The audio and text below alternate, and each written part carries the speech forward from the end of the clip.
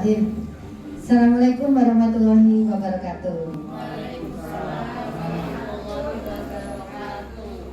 Puji syukur kita panjatkan kehadirat Allah Subhanahu wa Ta'ala, karena atas limpahan rahmat dan kasih-Nya, maka pada siang hari ini kita bisa bersama-sama di ruang guru ini untuk kita berbagi terkait dengan budaya positif. Bapak Ibu, izinkan kami, saya Suspeni SPD dari SMA Negeri 14 Semarang tercinta ini, berbagi terkait dengan budaya positif di modul 1.4.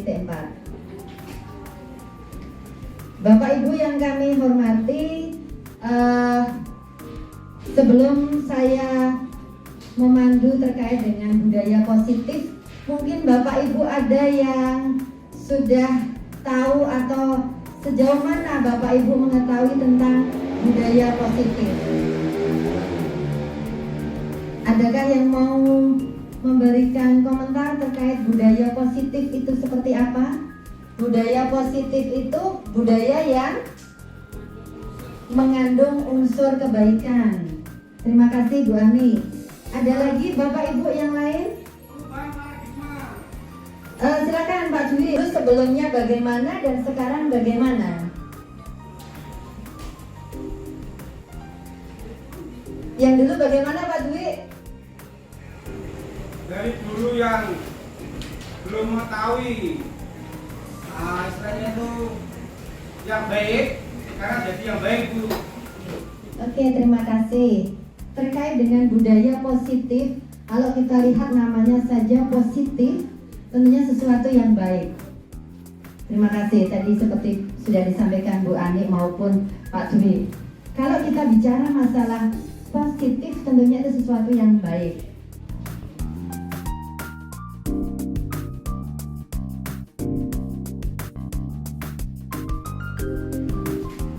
Saat kita menerapkan budaya positif, tentunya ada nilai-nilai kebajikan di dalamnya. Nilai-nilai kebajikan universal yang ingin kita tanamkan kepada murid-murid kita. Ada keyakinan-keyakinan yang kita terapkan kepada anak-anak. Ada kebiasaan-kebiasaan di sekolah yang akan kita terapkan kepada murid-murid kita. Nah, nilai-nilai, keyakinan-keyakinan, kebiasaan-kebiasaan di sekolah yang berpihak pada murid agar murid dapat berkembang menjadi pribadi yang kritis, pribadi yang penuh hormat dan bertanggung jawab. Tentunya itu menjadi tujuan kita bersama berada di sekolah ini. Kalau budaya positif itu sudah ada atau sudah menjadi budaya di sekolah kita, saya yakin profil pelajar Pancasila pasti akan bisa terwujud. Sebagaimana pula visi sekolah kita, terwujudnya profil pelajar Pancasila yang adaptif dan berbudaya lingkungan hidup, insya Allah akan kita dapatkan manakala budaya positif ada di sekolah kita. Plastik dan styrofoam bukan budaya kita. Budaya Indonesia, ya bungkus makanan pakai daun. Tahu nggak sih, dulu orang Indonesia menggunakan daun untuk membungkus makanan. Biasanya pakai daun pisang atau daun jati. Kalau di daerahmu, masih ada yang bungkus makanan pakai daun nggak? Coba komen di bawah. Makanan yang dibungkus daun pisang biasanya lebih harum, karena daun pisang mengandung zat polifenol yang cukup banyak. Zat ini ternyata juga berperan sebagai antioksidan yang bisa membantu mencegah pertumbuhan sel kanker, penyakit diabetes, dan gangguan jantung loh. Itulah kenapa orang zaman dulu biasanya punya ketahanan tubuh yang lebih kuat. Sayangnya, kebiasaan ini mulai ditinggalkan sejak plastik dan styrofoam masuk ke tanah air. Emang dasar manusia ya, plastik yang harusnya dipakai berkali-kali malah dijadikan sekali pakai doang. Dan sekarang limbahnya menumpuk dan mengancam hidup kita semuanya. Gimana menurutmu? Kira-kira bisa nggak ya kita bikin bungkus makanan pakai daun jadi ngetren lagi untuk mengurangi pencemaran lingkungan karena plastik dan styrofoam? Baiklah Bapak Ibu, terkait dengan budaya positif, hari ini saya akan berbagi terkait dengan keyakinan kelas.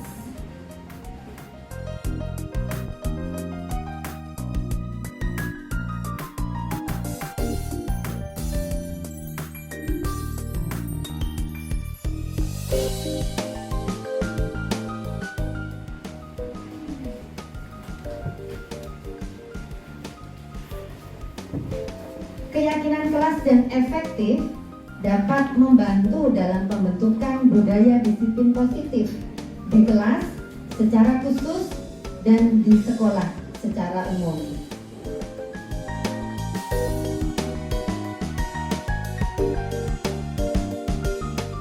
Kenapa sih perlu adanya sebuah keyakinan kelas atau kesepakatan kelas di awal sebuah pembelajaran? Adakah yang mau berbagi? Mengapa perlu ada sebuah keyakinan atau kesepakatan kelas di awal pembelajaran? Untuk melatih anak berargumentasi, berpendapat gitu ya Bu. Jadi kita mendengar pula suara murid-murid kita. Ada lagi apa Bu Ani tadi? Kelas menjadi kondusif. Kelas menjadi kondusif. Oke, terima kasih. Baik, ya betul semua Bapak Ibu.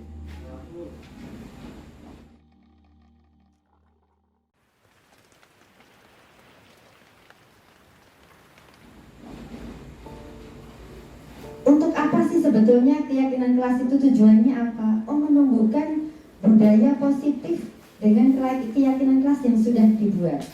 Tentunya keyakinan yang dibuat bersama, anak-anak tetap kita arahkan ke arah yang positif supaya anak-anak menjadi anak-anak yang bertanggung jawab, anak-anak yang peduli. Kemudian kita juga mengimplementasikan keyakinan kelas itu dalam kehidupan sehari-hari.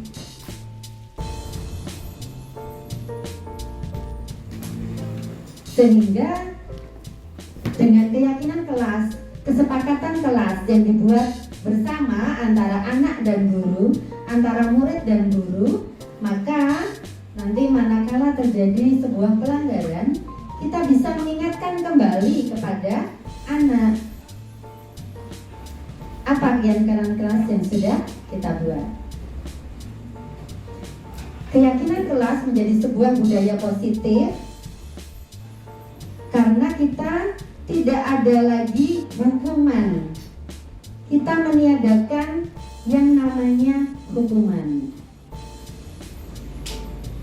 Yang ada hanya sebuah konsekuensi dari sebuah pelanggaran. Jadi tidak ada yang namanya hukuman. Apakah selama ini hukuman itu bisa mendisiplinkan siswa? Silakan Bapak Ibu, mungkin ada yang mau berpendapat.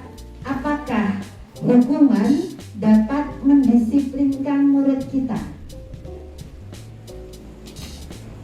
Bisa Bu. Bisa ya Bu Rina? Bisa mendisiplinkan siswa. Terus? Dia disiplinnya hanya pas ada gurunya. Kalau tidak ada gurunya tidak. Disiplin hanya kalau diawasi. Kalau kita mengerjakan sesuatu, boleh jadi kita mengerjakan hanya supaya tidak mendapatkan hukuman disiplin, begitu ya? Ya. Ada banyak motivasi orang melakukan sebuah kegiatan atau dia kedisiplinannya itu boleh jadi dengan motivasi supaya tidak dihukum, supaya mendapatkan penghargaan, supaya mendapatkan pujian mungkin. Baik, tetapi dari tadi jawabannya Bapak Ibu bahwa hukuman itu mungkin hanya bisa mendisiplinkan dalam jangka waktu pendek, atau boleh jadi hukuman itu menjadi sesuatu yang rasanya masuk majlek gitu ya, masuk ke hati, sakit rasanya gitu ketika dihukum, dan itu akan membekas lama, menjadi sebuah dendam tersendiri bagi seorang murid, menjadi trauma sendiri gitu ya Bu, karena sebuah hukuman. yang kadang hukumannya itu terlalu memberatkan. Mungkin Bapak Ibu juga pernah mendengar atau membaca sebuah berita viral tentang anak yang membakar sekolah. Ya, kenapa dia sampai membakar sekolah? Karena dendam. Dia merasa dia itu anak nakal, sering dihukum, betul? Maka tunjukkan dia anak Iya. nakal. Maka dia ingin menunjukkan kepada teman-temannya bahwa saya itu anak nakal. Karena ia sering dihukum, dia merasa sakit hati. Baik Bapak Ibu, boleh kita sharing ya. Saya contohkan beda antara hukuman dengan sebuah konsekuensi. Misalnya si Andi menumpahkan gelas.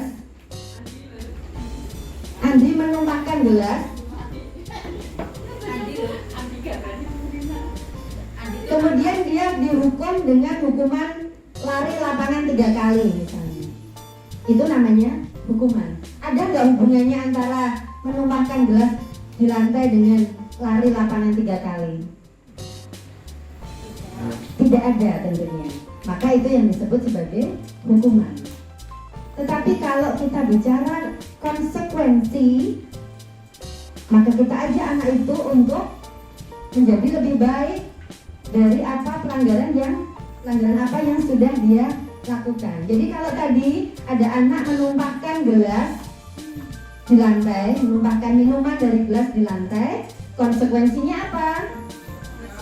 Membersihkan lantai, membereskan gelas yang tadi tumpah. Nah, itu namanya konsekuensi, bukan hukuman. Nah, itulah sebuah budaya positif Bapak Ibu yang harus kita bangun bersama di sekolah ini. Tidak lagi membudayakan hukuman, tetapi mari kita ganti hukuman itu dengan sebuah konsekuensi, yang konsekuensi itu ada hubungannya dari pelanggaran yang sudah dia buat. Kemudian reward, sesuatu yang mungkin, atau pujian, sesuatu yang sering kita berikan pula. Tetapi pujian yang seperti apa yang merupakan budaya positif? Satu contoh misalnya, si Raffi misalnya, dia hari ini mengambilkan atau menghapus papan tulis yang sudah penuh misalnya ya. Raffi menghapus papan tulis yang sudah penuh. Kemudian kita memberikan pujian. Wah, bagus sekali si Raffi, pinter kamu nak. Wow, anak mama pinter sekali. Atau kita memberikan pujian. Wah, ini Raffi pinter sekali loh. Dia hebat. Nah, misalnya hanya sebatas itu, kira-kira ini Raffi akan bagaimana? Senang ya? Bangga ya? Rasa dihargai ya?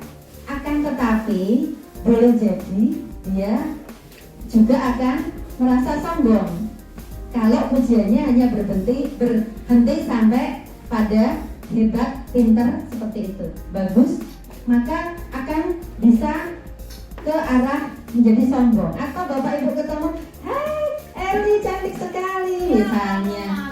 Kalau hanya sampai berhenti di situ, mungkin kita akan menjadi sombong. Tetapi bagaimana yang diharapkan di sini di budaya positifnya Bapak Ibu?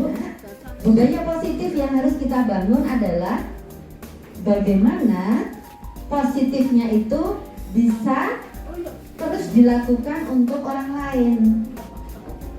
Atau satu contoh, Bapak Ibu memberikan feedback di pekerjaan anak didik Bapak Ibu masing-masing. Tidak hanya sebatas bagus, jadi seperti itu, tetapi boleh ditambah dengan sebuah motivasi. Nah, sehingga tadi saat kita mengatakan Raffi bagus sekali, tapi kita tambahkan dengan kalimat motivasi supaya juga tidak timbul rasa sombong. Misalnya Ya tadi. Wah Raffi, bagus banget. Terima kasih Raffi sudah membantu Ibu menghapus papan tulis. Anak-anak nanti yang lain juga silakan punya empati. Nah misalnya seperti ini, punya empati untuk kalau misalnya papan tulisnya penuh dihapus. Ya, jadi sambil memberikan contoh motivasi bahwa kalau papan tulisnya sudah penuh tulisan, anak-anak maka harus menghapus. Ada empati atau kepedulian langsung seperti itu. Itu termasuk pula budaya positif yang harus kita tanamkan kepada anak-anak.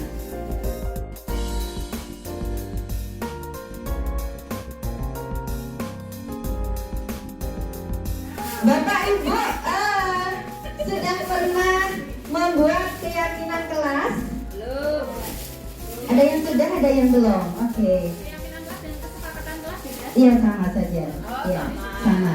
Keyakinan kelas atau kesepakatan kelas. Ada yang sudah, ada yang belum. Ya. Oke, bolehlah.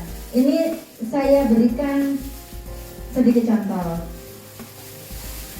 tentang keyakinan kelasnya. Oh, mungkin misalnya ini ya. Selalu menjaga kebersihan dan membuang sampah pada tempatnya.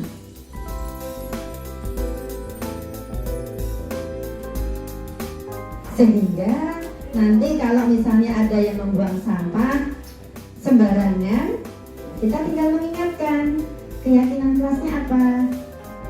Oh, menjaga kebersihan membuang sampah pada tempatnya, Bu. Oke, silakan dilaksanakan. Kan tinggal gitu ya, yang melanggar. Kemudian misalnya menghormati guru dan menyayangi teman.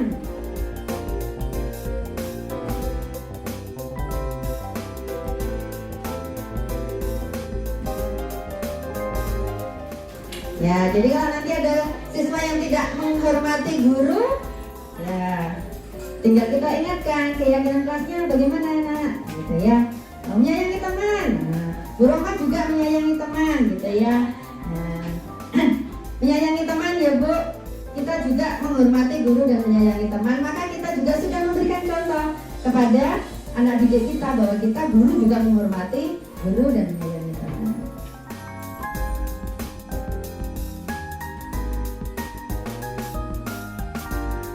Selalu disiplin dalam mengerjakan tugas dan hadir tepat waktu misalnya. Oh kalau hadirnya tidak tepat waktu bagaimana konsekuensinya? Boleh nanti ditulis ya. Misalnya ditambahkan kalau terlambat hadir bagaimana konsekuensinya. Nah silakan itu dibahas dari awal.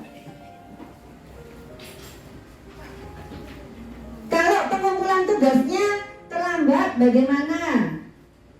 Mungkin ada yang nilainya dikurangi Bu gitu ya. Mungkin ada juga yang mengerjakan lagi 2 kali 3 kali Bu. Kalau dengan mengerjakan lagi 2 kali misalnya itu membuat dia lebih paham, ya tidak masalah kan gitu ya. Tetapi kalau mengerjakan 4 kali 5 kali hanya membuat dia capek, ya jadilah sebuah hukuman kan gitu ya. Tetapi kalau mengerjakan 2 kali misalnya 3 kali itu membuat dia menjadi lebih paham, ya boleh jadi itu sebuah konsekuensi, tinggal disepakati bersama. Apakah misalnya boleh makan pada saat jam pelajaran? Boleh enggak? Kadang anak-anak malah usulnya seperti itu ya. Ada bapak ibu yang muridnya usulnya seperti itu? Ada ya? Ya. Murid saya juga. Ada yang usul, Bu boleh makan pada saat jam pelajaran. Nah tetapi tugas kita di sini guru untuk mengarahkan anak-anak kepada budaya yang positif. Budaya positifnya apa? Oh pada saat jam KBM tentunya anak-anak sebaiknya tidak makan. Ini jam KBM. Bagaimana kalau ada yang makan? Konsekuensinya apa? Mungkin ada juga yang usul, jajaknya teman-teman Bu, gitu ya. Maka dia harus berikan makanan kepada teman-teman sekelas. Boleh. Kalau misalnya kesepakatannya seperti itu, ya nanti kalau misalnya ada pelanggaran, anak-anak ada yang makan pada saat jam KBM, kita ingatkan saja. Keyakinan kelasnya bagaimana? Oh, bagi yang makan pada saat KDM, maka dia harus memberikan makanan teman-temannya. Dia harus memberikan kan gitu ya.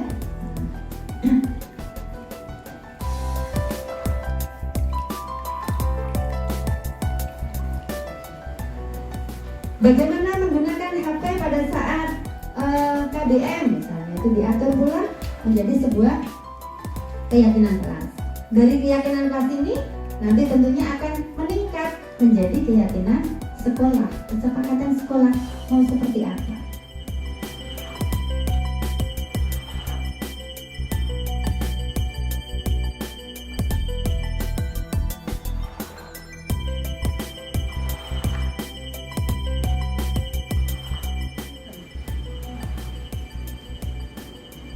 Terkait dengan keyakinan kelas, Bapak Ibu, yang ingin saya sampaikan adalah bahwa mematuhi keyakinan kelas adalah cerminan budaya positif. Itu pula yang harus kita sampaikan kepada murid-murid kita tentang pentingnya mematuhi keyakinan kelas. Saya berlanjut di segitiga restitusi.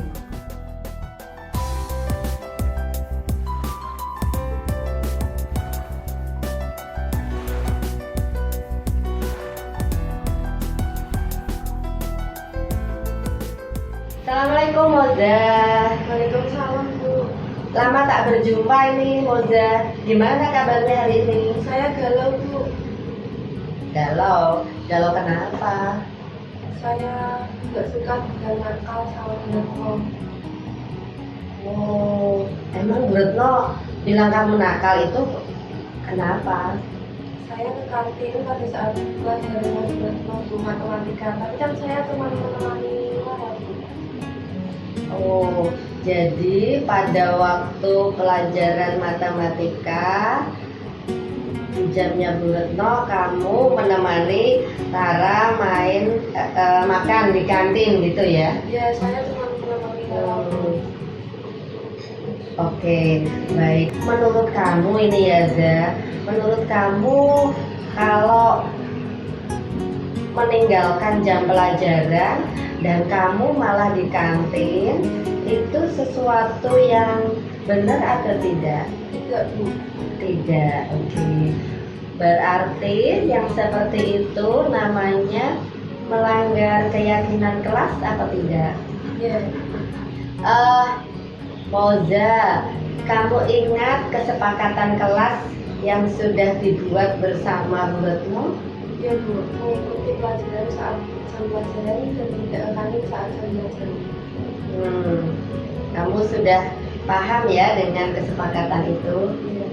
Baik, berarti kamu kalau ke kantin pada saat jam pelajaran itu namanya melanggar kesepakatan kelas. Nah, selanjutnya ini khusus mau tanya, kalau kamu melanggar, maka konsekuensinya ngapain? Saya akan menemui Dokter meminta izin meringkas pelajaran dan mengerjakan latihan soal saat jam istirahat. Baik, kamu nanti akan ada pelajarannya Bu Retno lagi hari apa? Hari Jumat Bu. Hari Jumat. Baik, berarti ini sekarang hari Selasa, nanti hari Jumatnya kamu minta izin ke Bu Retno gitu ya, akan mengganti yang kemarin kamu tidak ikuti di jam istirahat, nanti kamu akan mengerjakan karena pada saat istirahat itu harusnya kamu boleh ke kantin, tetapi kamu ke kantinnya malah di jam pelajaran, sehingga kamu akan menggantinya nanti di jam istirahat, begitu ya? Oke. Nah, baiklah. Kalau begitu, sekarang kita akan bersama-sama ke Bu Retno dan mengganti semua pelanggaran yang kamu sudah lakukan dengan sebuah kebaikan baru, yaitu akan mengikuti atau membuat ringkasan matematika pada saat jam istirahat. Oke, begitu ya. Yuk, ini sambil dimakan mangganya. Yuk, mangganya dimakan. Silakan mencicipi buah mangganya. Itu mangga golek Ibu ambil dari pohon Ibu sendiri. Silakan, gimana rasanya? Manis. Oh, manis ya, alhamdulillah.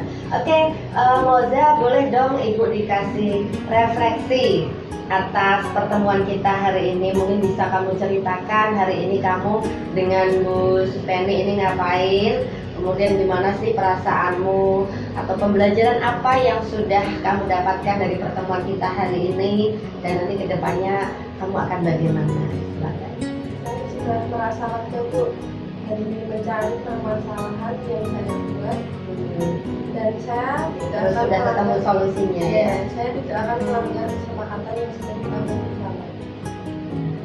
Oke, terima kasih Moza. Akhirnya kamu memahami akan arti pentingnya sebuah kesepakatan kelas. Terima kasih. Assalamualaikum warahmatullahi wabarakatuh. Lanjut Bapak Ibu terkait segitiga restitusi. Pernah mendengar? Belum? Oke. Barusan? Oke. Alhamdulillah sudah mendengar tentang segitiga restitusi.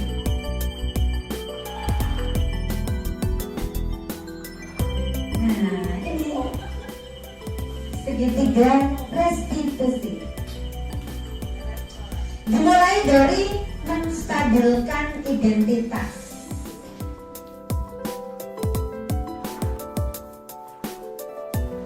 Ya, dimulai dari menstabilkan identitas, yaitu mengubah identitas anak dari orang yang gagal karena melakukan kesalahan menjadi orang yang sukses.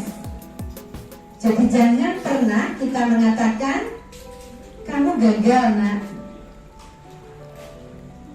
pelajaran kayak gini saja, yang gampang kayak gini saja nggak bisa. Atau misalnya dia terlambat hadir ke sekolah, maka kita akan mengatakan dasar kamu anak yang nggak tahu diri, anak yang malas dan sebagainya, sehingga kamu pasti akan gagal dan sebagainya. Kita mulai dengan menstabilkan identitas, mengubah identitas anak dari orang yang gagal karena dia melanggar peraturan, mungkin menjadi anak yang sukses. Setiap orang pasti pernah melakukan kesalahan, misalnya. Itu kita awali dengan sebuah kalimat itu. Ketika ada anak melanggar, kita awali dengan sebuah pernyataan yang positif. Setiap orang mungkin melakukan kesalahan, gitu ya. Setiap orang pasti pernah melakukan kesalahan, sehingga dia tidak merasa bahwa dia satu-satunya anak yang salah, anak yang nakal, yang gagal. Kita awali dengan kalimat itu. Atau kamu bukan satunya kok yang melakukan ini. Jadi menstabilkan dulu. Kadang kita menjadi guru dengan posisi pembuat rasa bersalah, ya, pembuat rasa bersalah. Oh, kamu sudah ini gitu. Kesalahannya sudah ada di benak kita terlebih dahulu. Maka kita harus menstabilkan dulu. Kita stabilkan murid yang melanggar itu dengan mengatakan atau membuat pernyataan-pernyataan yang positif. Saya yakin Bapak Ibu semuanya pernah mengalami, ya, semuanya pernah mengalami menghadapi kasus anak-anak yang melanggar, entah itu tidak mengerjakan tugas, entah itu ramai pada saat KBM, entah itu mainan HP pada saat pembelajaran, entah itu makan pada saat pembelajaran. Saya yakin kita semua pernah mengalami hal semacam itu. Tetapi di budaya positif yang akan kita bangun di sekolah ini, Bapak Ibu, kita diminta untuk menstabilkan identitas terlebih dahulu, membawa anak-anak kepada sebuah situasi yang nyaman, sehingga tidak lagi terjadi seperti berita viral tadi yang anak sampai membakar sekolah karena ia merasa gagal, dia merasa anak yang nakal, dia sudah menjudgment dirinya sebagai anak yang nakal. Maka awal dalam sebuah penanganan pelanggaran adalah dengan menstabilkan identitas, mengajak anak untuk dia merasa bahwa dirinya bukan orang yang paling bersalah, bukan oknum yang paling salah. Saya galau, Bu. Galau kenapa? Saya nggak suka dengan nakal sama Retno. Oh, emang Bu Retno bilang kamu nakal itu kenapa? Saya ke kantin pada saat kelas dari Mas Retno Bu matematika, tapi kan saya cuma menemani Wara, Bu. Oh, jadi pada waktu pelajaran matematika di jamnya Bu Retno kamu menemani Tara main makan di kantin gitu ya? Ya, saya cuma menemani Wara, Bu. Jadi kita ajak anak untuk kita stabilkan identitasnya bahwa bukan kamu satu-satunya yang pernah melakukan ini, atau pasti semua orang pernah melakukan kesalahan ini. Itu kalimat yang membuat adem bagi murid, nyaman bagi murid. Saya rasa kalau kita sendiri, Bapak Ibu melakukan kesalahan, kemudian atasan kita misalnya mengatakan seperti itu, tentunya akan merasa lebih adem. Kira-kira malah jendela atau Supaya kita tidak merasa anak itu tidak merasa dia salah terus. lebih efektif daripada memarahi. Iya, betul. Dengan ini lebih efektif. Dengan kalimat itu akan menjadi lebih efektif daripada kita ketemu langsung. Kamu sudah ini, dari A sampai Z lagi kalimatnya. Udah gitu nyelekit semua, bikin sakit di hati, gitu ya. Nah, jadi kalimat yang sering mungkin kemarin-kemarin sakitnya itu di sini, itu sering kita lontarkan. Jadi Bapak Ibu, mari kita awali dengan sebuah budaya positif, menstabilkan identitas. Kita awali dengan kalimat positif, sehingga anak-anak itu tidak merasa bahwa dialah anak yang paling bersalah.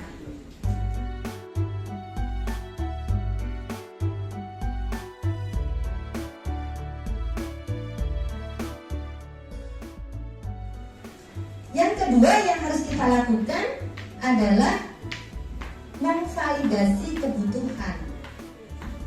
Memvalidasi kebutuhan. Kalau kita memahami kebutuhan dasar apa yang mendasari sebuah tindakan, kita akan bisa menemukan cara-cara paling efektif untuk memenuhi kebutuhan tersebut.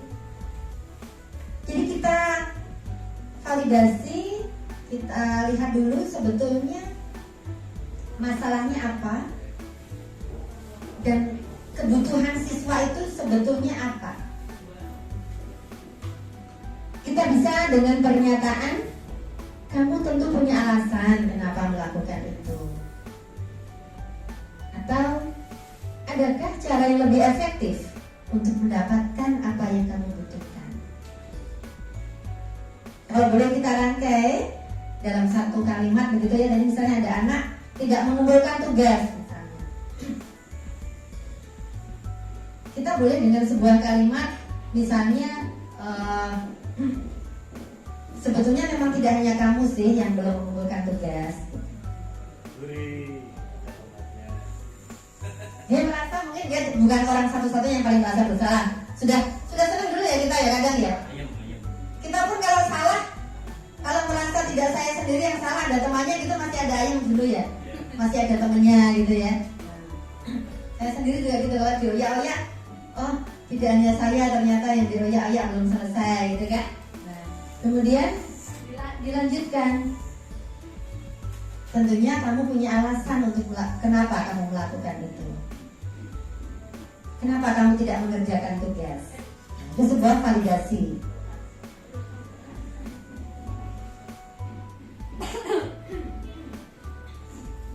Kita juga bisa lanjut, tanya pula. Adakah yang lebih efektif untuk mendapatkan apa yang kamu butuhkan? Atau kenapa kamu tidak mengerjakan tugas? Tadi lanjutannya. Alasannya kira-kira apa? Adakah alasannya?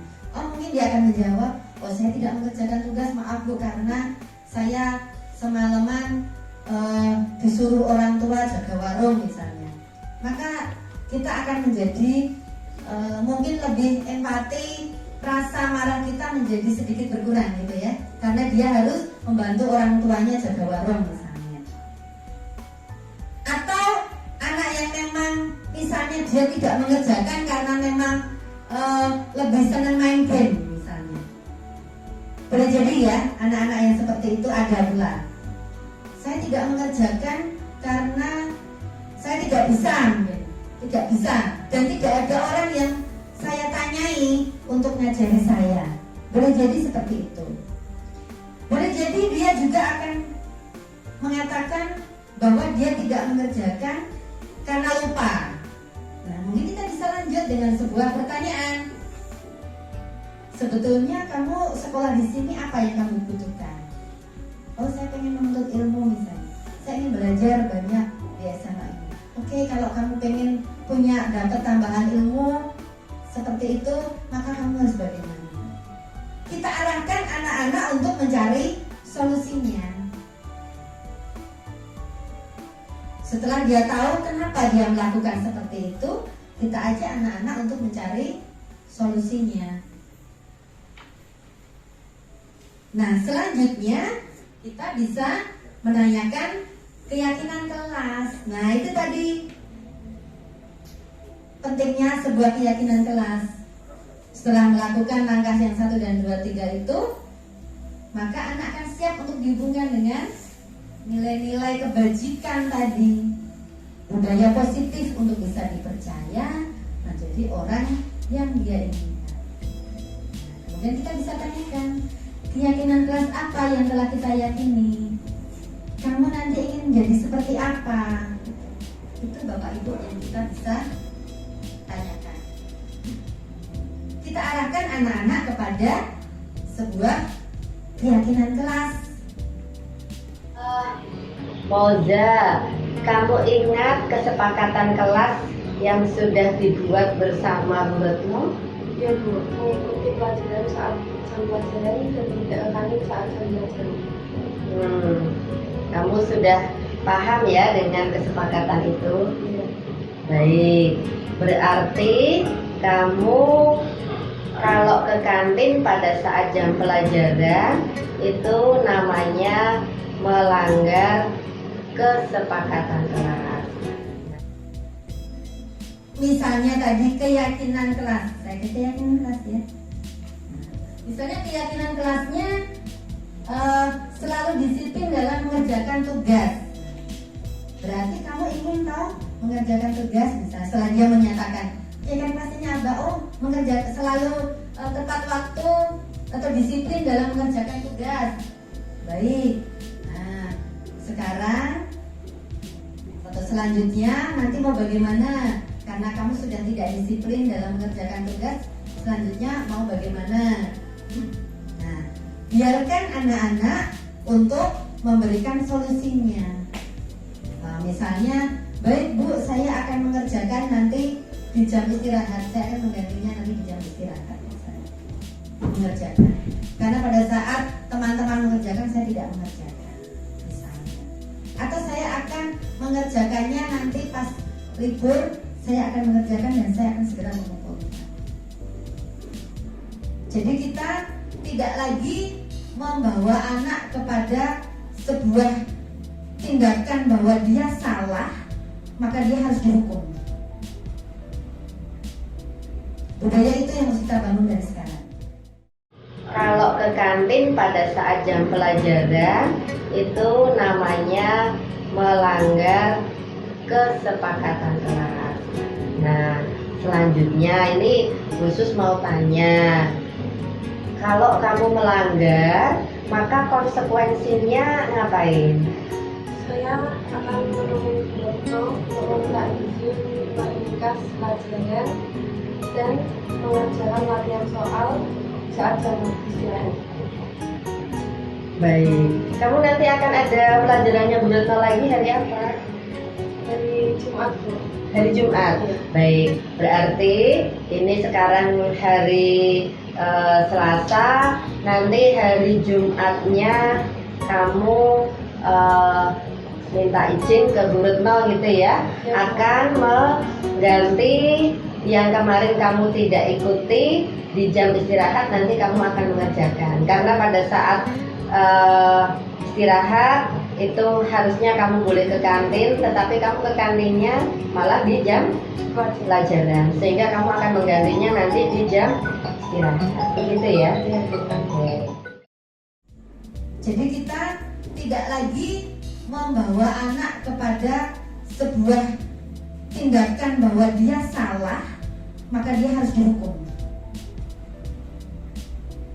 Budaya itu yang harus kita bangun dari sekarang. Tetapi kita ubah dengan menstabilkan identitas, yaitu bahwa dia bukan anak yang paling bersalah, dia sudah jadi anak yang nakal karena dia melanggar, maka dia anak yang nakal. Kamu adalah anak yang malas. Ini semuanya mengerjakan, hanya kamu yang malas. Itu namanya tidak menstabilkan identitas. Tetapi kita stabilkan dengan mungkin atau semua orang pasti pernah melakukan kesalahan. Tetapi mari kita perbaiki kesalahan. Oke, terima kasih, monggo Bu Anis. Apabila siswa masuk kelas terlambat, maka konsekuensinya berdiri di depan kelas sambil menunggu kebijakan Bapak Ibu guru yang bersangkutan. Ini kesepakatan kelas tahun lalu. Tetapi setelah ini tadi saya mendengarkan kok tidak boleh menggunakan kalimat konsekuensinya hukuman. Ini kan sepengetahuan saya seperti ini kan sudah benar menurut saya waktu itu. Nah, berarti kalimat ini perlu diubah. Atau ini tadi yang saya dengar menggunakan keyakinan kelas, selalu disiplin dalam mengerjakan tugas. Nah, berarti seperti apa contoh keyakinan kelas atau kesepakatan kelas yang akan saya sampaikan besok. Terima kasih. Terima kasih Bu Anis. Sebagaimana kemarin saya juga sudah sharing terkait yang disampaikan pula oleh Bu Win juga, sudah diberi indikator. Jadi nanti boleh bersama-sama kepada siswa-siswanya diajak untuk membuat keyakinan kelas dalam hal apa gitu ya. Dalam hal kebersihan nanti bagaimana? Ya gitu kan? Kalau tidak tiket, Ya. konsekuensinya menyapu Selama 1 minggu. berturut-turut. Ya. Ya. Tidak membuang barangan, berarti harus membersihkan kolong meja selama 1 minggu. Ya, yang penting konsekuensi itu membawa kepada perubahan yang lebih positif dan konsekuensinya itu ada hubungannya dengan pelanggaran yang dia buat. Begitu. Jadi misalnya kayak tadi saya contohkan, kalau anak menumpahkan minuman, konsekuensinya membersihkan lantai. Itu konsekuensi. Tetapi kalau menumpahkan minuman, maka dia harus keliling lapangan, itu namanya hukuman. Gitu ya. Berarti masih boleh dipakai kalimat yang ini tadi. Konsekuensinya apa? Konsekuensinya yaitu nyambung. Jadi misalnya dia terlambat, anak-anak memilih bagaimana? Itu disepakati bersama ya. Terus nunggu sambil nunggu guru yang bersangkutan itu mau seperti apa kebijakannya, mau disuruh dulu ya, Ya. atau guru tersebut dia kalau boleh saya sarankan, kalau dia terlambat mengikuti pelajaran, maka konsekuensi yang ada adalah membuat ringkasan dari materi yang dia tertinggal. Itu sebuah konsekuensi yang membawa kepada perubahan positif, saya yakin. Karena dia tertinggal pelajaran, maka dia membuat ringkasan dari pelajaran yang dia tertinggal. Misalnya dia tertinggal di 1 jam pelajaran gitu ya. Biasanya anak-anak kalau terlambat itu sekitar sampai 1 jam pelajaran ya, sampai mendapatkan izin itu. 1 jam pelajaran, maka 1 jam pelajaran tadi Bapak Ibu guru membahas di materi apa? Misalnya di materi bab 1 misalnya sub 1 misalnya, maka dia membuat ringkasan di bab yang dia tertinggal. Misalnya seperti itu. Itu kan masih ada hubungannya. Jadi itu tidak berubah hukuman. Sekarang kita akan bersama-sama ke Bu Retno dan mengganti semua pelanggaran yang kamu sudah lakukan dengan sebuah kebaikan baru, yaitu akan mengikuti atau membuat ringkasan matematika pada saat jam istirahat. Oke, begitu ya. Oke, silakan Pak Dalam, Pak. Ini saya kebetulan tadi sudah membuat dalam arti mengreng-reng, terus kita sampaikan ke siswa untuk kita koreksi bareng-bareng. Apabila nanti ada tambahan agar ditambahkan, kalimat yang kurang pas agar disampaikan. Jadi saya membuat reng-rengan tadi. Sebagai anggota kelas 12 IPS 1, saya sanggup untuk 1. Menjaga kebersihan kelas dan lingkungan sekolah. 2. Berperilaku sopan kepada kepala sekolah, bapak ibu guru dan karyawan serta kepada sesama siswa di SMA 14. 3. Mendukung semua program sekolah dan OSIS SMA 14. 4. Tidak terlambat masuk sekolah dan masuk pergantian jam pelajaran. 5. Melaksanakan tugas piket sesuai dengan jadwal. 6. Memiliki jiwa sosial dan peka terhadap situasi lingkungan sekitar. 7. Membuat izin atau lapor diri jika tidak masuk sekolah. 8. Tidak merusak fasilitas kelas maupun fasilitas sekolah. 9. Bersedia dan siap sewaktu-waktu ditunjuk wali kelas untuk mewakili kelas. 10. Bersedia melaksanakan semua keputusan yang diputuskan hasil musyawarah kelas. Nah, ini saya membuat seperti itu. Jadi di sini terus konsekuensinya tadi saya sampaikan juga lah, ini peraturan kalau nggak ada konsekuensinya bagaimana. Terus akhirnya anak-anak untuk yang kebersihan hubungannya, misalkan piket tidak melaksanakan piket, itu katanya ada hukumannya disepakati oleh siswa semua. Kelas 11 kemarin waktu wali kelas lama itu ya bilang juga kalau hukuman denda Pak lah, denda itu ya nek duit. Iya. Nah, terus ada hubungannya gitu ya Pak. Apalagi kalau denda benar-benar itu namanya hukuman gitu ya. Nah, iya, terus ya Pak biar tidak melanggar lah. Kalau dendanya kalau berat bagaimana? Dendanya berat kalau 5.000 mungkin masih ringan. Jangan Pak, itu dulu yang wali kelas dulu aja dendanya 20.000 biar nggak pada melanggar, seperti itu. Nah, selama ini setahun ini ada nggak uang denda masuk ke sini? Tidak pernah. Nah, ini kan katanya memang tidak ada pelanggaran di situ. Oke, kalau memang itu dulu sudah ada dan sudah dilaksanakan, oke. Tapi yang lain konsekuensinya bagaimana? Misalkan kebetulan tadi terus ada kejadian karena di meja itu sudah ada beberapa 2 gelas es teh dan 2 gelas es yang lain. Sudah langsung saya sebutkan, ini tolong untuk besok tidak ada yang membawa minuman dari kantin dalam gelas masuk ke kelas. Karena konsekuensinya itu tumpah nanti keinjak-injak, sementara ada gulanya itu menjadi lengket dan susah dibersihkan. Saatnya itu terus jam keberapa saya masuk kelas, saya lihat sedang pada ngepel. Ternyata betul yang saya katakan tadi, ada yang tumpah minuman yang tadi, sehingga dia langsung, kalau nanti ada yang tumpah dari pagi sampaikan, kalau ada yang tumpah adalah tanggung jawab sendiri-sendiri untuk membersihkan, siap. Nah, akhirnya kebetulan terjadi benar. Siang itu pada ngepel, tak tanya, ternyata ada yang menumpahkan teh di dalam kelas. Akhirnya dipel kelasnya terus ditinggal keluar semua. Nah, begitu. Jadi ini sudah saya sampaikan.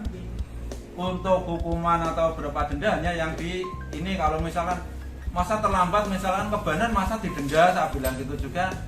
Kalau yang itu enggak Pak, itu nanti lewat istilahnya wali kelas laporannya. Oke, jadi nanti konsekuensinya dari pelanggaran yang itu adalah dilaporkan ke wali kelas. Nanti wali kelas yang akan memberikan tindakan atau memberikan apa istilahnya tadi konsekuensinya. Sedangkan yang denda hanya di satu, yaitu yang tidak piket di saat dari piket kebersihan kelas. Itu untuk laporan dari 12 IPS 1 dan sudah diflorkan dan sudah di semuanya anggota kelas sudah menyetujui. Sudah disepakati Sudah semua disepakati ya Pak? semua. 1 sampai 14 itu Sampai disepakati. 10 saya. 10 ya? 10 sampai 1 sampai 10 sudah bila disepakati ada, bersama. bila ada usulan, tapi saya lihat dengan jenengan yang masukkan ke sini sudah masuk semua Bu. Iya. Saya lihat jenengan kan terus poin-poinnya ada di situ. Iya. Terus saya urutkan dengan yang saya buat ini ternyata sudah masuk semua di dalamnya. Iya. Sehingga saya anggap ini sudah saya suruh ngetik, nanti akan ditempelkan di Sebagai keyakinan kelas bersama ya, gitu sebagai ya ya, Pak. oke. Oke, Oke, ini terima laporan kasih dari Pak. 12 Terima kasih sekali untuk keyakinan kelas yang sudah dibuat di 12 IPS 1 ya Pak. Ya. Yang jelas Bapak Ibu keyakinan kelas itu disepakati bersama dan tidak memberikan hukuman, tetapi kita ganti hukuman itu dengan sebuah konsekuensi yang membawa kepada perubahan yang positif. Intinya di situ. Silakan Bu Anis. Anaknya tidak harus ada konsekuensi itu. Misalnya tadi contohnya selalu disiplin dalam agama. Ya. Bersedia ditunjuk ketua kelas atau wali kelas untuk mewakili kelas dalam perlombaan. Itu saja. Iya. Boleh. Tetapi kalau konsekuensinya mau bagaimana itu dibahas sekalian, ditulis juga lebih baik. Ya. Misalnya bersedia ditunjuk ketua kelas atau wali kelas untuk mewakili kelas dalam perlombaan. Apabila tidak mau konsekuensinya itu. Ya, bisa. Sehingga anak-anak tahu nanti konsekuensinya apa dari keyakinan kelas itu, gitu ya. Kalau sudah disepakati bersama akan enak. Silakan Bu Ika. Dengerin. Itu untuk konsekuensinya apakah memang harus disebutkan atau Tidak harus. Tidak Kita harus. sepakat lisan. Tidak harus. Nggak harus ya. Tidak Ya kemarin harus. tadi di kelas juga konsekuensinya tidak kita tulis secara langsung, tapi Iya. sudah disepakati kalau begini nanti konsekuensinya ini. Iya. Boleh begitu? Tidak harus. Ya. Boleh. Oh, tidak harus. Boleh, yang penting intinya anak-anak sudah tahu keyakinan kelasnya. Oh, harus disiplin mengumpulkan tugas. Sehingga nanti pada saat anak-anak tidak mengumpulkan tugas tepat waktu, maka kita bisa menanyakan keyakinan kelasnya apa. Oh, mengumpulkan tugas tepat waktu, Bu. Oke, sekarang misalnya saat ini kamu sedang tidak mengerjakan tugas tepat waktu, maka konsekuensinya apa? Boleh dia usul pada saat itu juga boleh. Yang jelas saat dia usul ada solusi yang baik yang dia berikan. Jadi kita sebagai guru memfasilitasi anak untuk supaya solusinya itu atau konsekuensi yang harus dia lakukan dari sebuah pelanggaran itu membawa perubahan yang positif. Jadi intinya di situ. Konsekuensinya adalah membawa perubahan yang positif. Moza, boleh dong Ibu dikasih refleksi atas pertemuan kita hari ini. Mungkin bisa kamu ceritakan hari ini kamu dengan Bu Supeni ini ngapain, kemudian gimana sih perasaanmu atau pembelajaran apa yang sudah kamu dapatkan dari pertemuan kita hari ini, dan nanti kedepannya kamu akan bagaimana? Silakan. Saya juga merasa lega Bu dari mencari permasalahan yang saya buat, dan saya tidak Terus akan sudah ketemu melanggar- solusinya Iya, ya? saya tidak akan melanggar kesepakatan yang sudah dibangun bersama. Oke, terima kasih Moza, akhirnya kamu memahami akan arti pentingnya sebuah kesepakatan kelas. Segitiga restitusi yang merupakan budaya positif yang akan kita bangun di sekolah ini harus mulai kita lakukan saat ini supaya kita, Bapak Ibu Guru, benar-benar menjadi sebuah agen pembaharu untuk membawa anak-anak menjadi anak-anak yang berkarakter profil pelajar Pancasila. Itu segitiga restitusi yang akan kita lakukan manakala anak-anak melakukan pelanggaran dari keyakinan kelas yang sudah dibuat, yaitu yang pertama menstabilkan identitas. Terakhir ya, ini saya simpulkan, menstabilkan identitas, yaitu tidak lagi menjudgment bahwa anak itu satu-satunya pembuat kesalahan, tidak menjudgment bahwa dia adalah anak yang gagal, tetapi kita ganti dengan sebuah kalimat, setiap orang pasti merasa bersalah. Atau mungkin bukan kamu satu-satunya yang melakukan ini, itu sudah merasa dulu. Jadi tidak merasa orang yang salah dulu. Kemudian yang kedua, kita melakukan validasi kebutuhan. Misalnya itu tadi, sebetulnya apakah kamu punya alasan untuk melakukan ini? Adakah cara yang efektif yang kamu tahu supaya kamu menjadi bisa lebih baik misalnya? Kemudian menanyakan keyakinan kelas. Keyakinan kelasnya apa terkait pelanggaran yang dia sudah buat? Betul. Atau boleh jadi kalau dia melakukan sebuah, kalau namanya pelanggaran tentunya ada keyakinan kelasnya ya. Tetapi mungkin ada sebuah kesalahan yang belum kita tulis di dalam sebuah keyakinan kelas. Boleh jadi ya, belum kita tulis, tiba-tiba ada sebuah